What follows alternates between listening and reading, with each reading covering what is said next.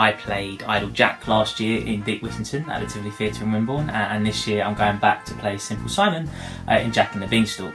Thank you so much for all your questions. So let's get started. Nothing.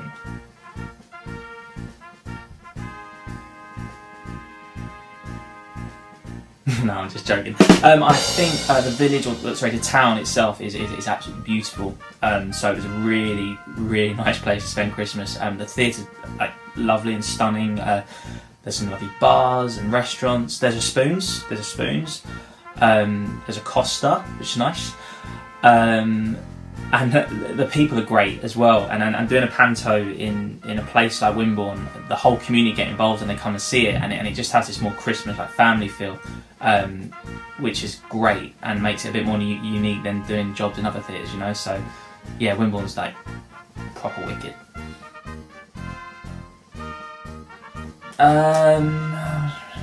So Dick Whittington was my 8th, and Jack and the Beanstalk will be my 9th panto. So I've done a fair few. I've been lucky to have done a panto every year since I graduated drama school, which is really cool.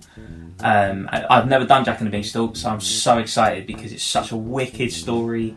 It's daft, it's silly, it's fun, and it's like, if you think of panto, you think of like Cinderella, you think of Aladdin, and you think of like Jack and the Beanstalk. So to get that under my belt is like, I'm well excited. And yeah, it's gonna be cool. I hope there's a cow. There's a cow, isn't there? We're getting a cow. We're getting a cow. Yes! Oh, that's a hard question. What's my favourite? I think it's got to be Aladdin. I think because that must have been one of the first pantos I ever saw, and I've done it a couple of times, and it's so silly and ridiculous and daft, and I've seen it done so many different times. I've never seen the same production twice. And I just think when people think of panto, like I said, they think of like, you know, Cinderella, Jack, Aladdin. So yeah, I think that's my favourite. But then who knows? Like I might do Jack and Beanstalk, and that might be my favourite. Yeah, you shouldn't have favourites, or should you? I don't know. Did I get this question wrong?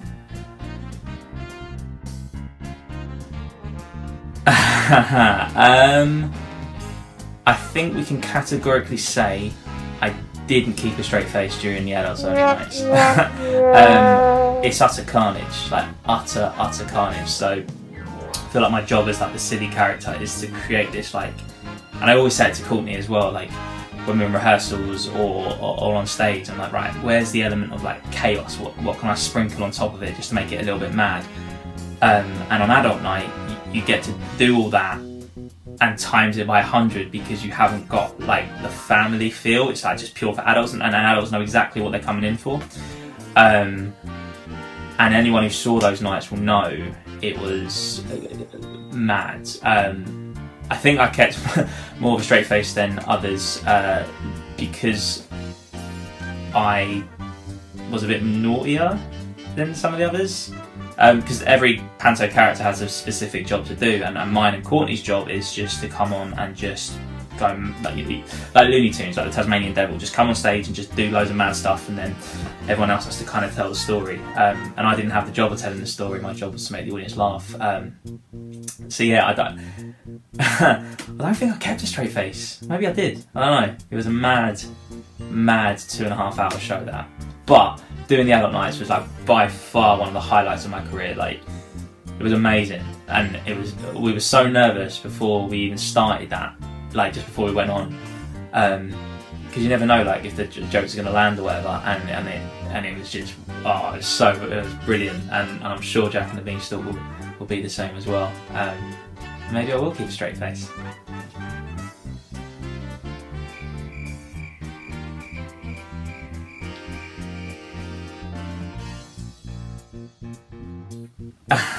In fairness, there was quite a few pranks that I pulled in Dick Whittington.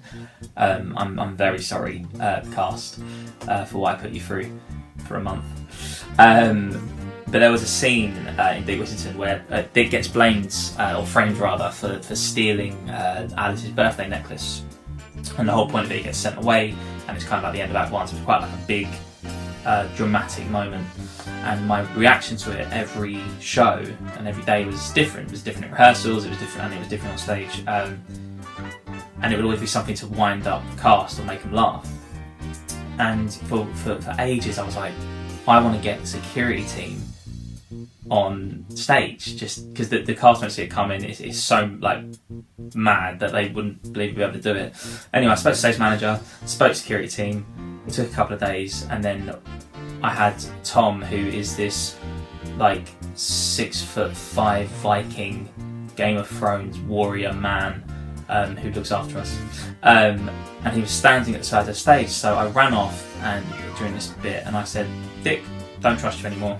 Ran off stage and came back on with Tom, and the audience had no idea I was going to do it, and the cast didn't, and the cast just fell apart. And for the rest of the scene was Tom just standing there making sure we were all safe, and that's one of the pranks that definitely stuck in my mind. And then for the adult night, I brought him back on again, and he handcuffed Dick, and for the rest of the act, Dick Whittington had to do the rest of the show in handcuffs. So yeah, I can be pretty naughty, and I've already got ideas ready for Jack and the Beanstalk. I've got a brilliant one. I just don't know if I can get away with it.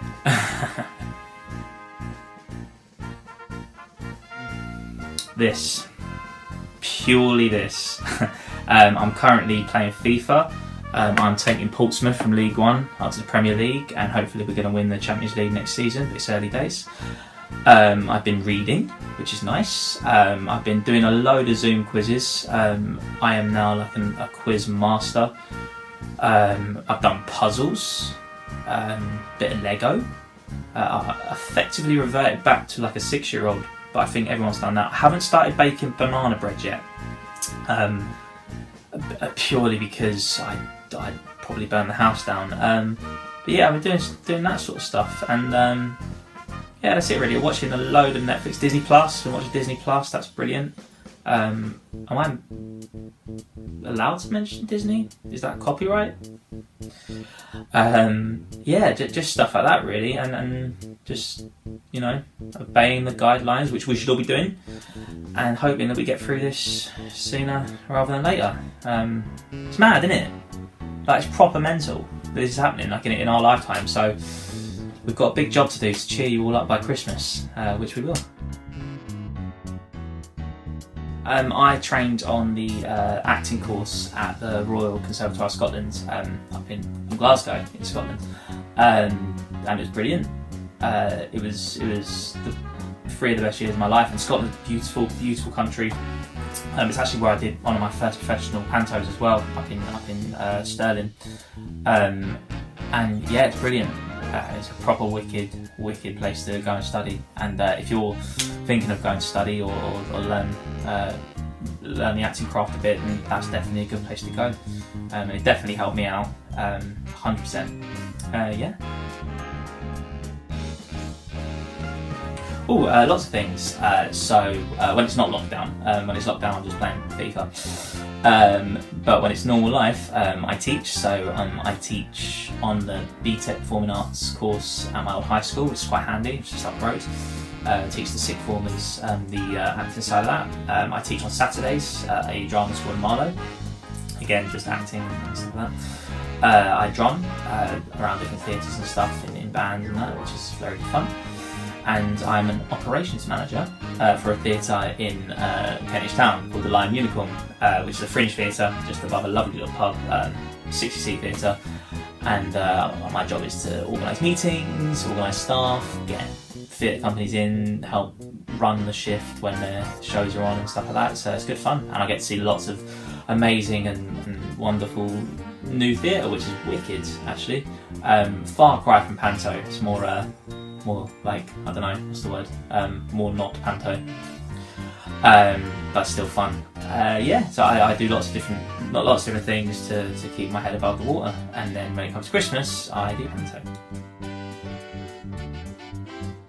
But that's not fair. I love them all very much, and the great thing about panto in general is that majority-wise everyone in the cast gets on, because it's such like a fun experience and it's such a fun job.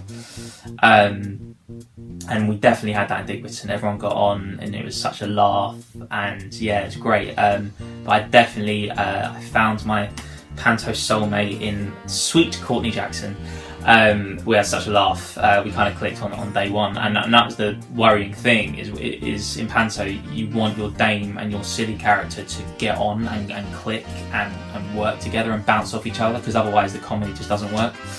And then we were in rehearsals, we did a read through, and then we started putting it on its feet, and there was a moment where me and him were like, yeah, we're going to be fine.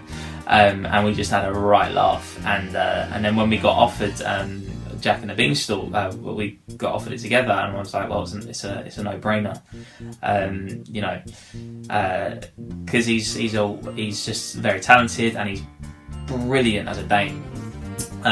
But then everyone was brilliant in Dick Whittington, but it was definitely important for me as the silly character to find a dame that is good to bounce off of, and that's our Courtney. Yeah.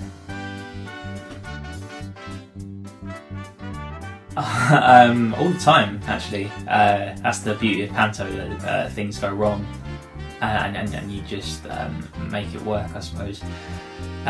One of them was there was a scene where I'd bring on like these songboards, and it would have the lyrics of like a well-known song, but the lyrics were wrong. But they'd play the music, and your brain would hear the song, would read the lyrics, and it'd be like, oh, it sounds like that. It's a really funny like gag, and it was a really like wicked scene. Always went down really well. But the trick was to make sure that the boards are in the right order, which are wicked. ASM or DSM, Kieran did. Every show he'd make sure they were ready, and I just go off stage, put it on, and that would be the right lyrics to the song. But one day I got the board wrong, and I pulled out the wrong one or whatever, and I pulled it out, and I was like, oh no, because if it doesn't work, then the audience will stop laughing like that, and they were like, oh, and I kind of see it. And that was a moment where I was like, oh, I don't know what to do here. So I just brought on Kieran and made him take the blame and made him take a bow, because I made it out that it was his fault when it was actually mine. I'm not proud of it, but it's a dog-eat-dog world. So I proper threw Kieran under the bus, and do you know what? I'll do it again. Well, that's it from me. Thank you so much for all your questions, and we will see you guys in December. So stay safe, follow the government guidelines, and we'll get through it together. And we'll see you all soon for a bit of panto fun in Christmas. Bye.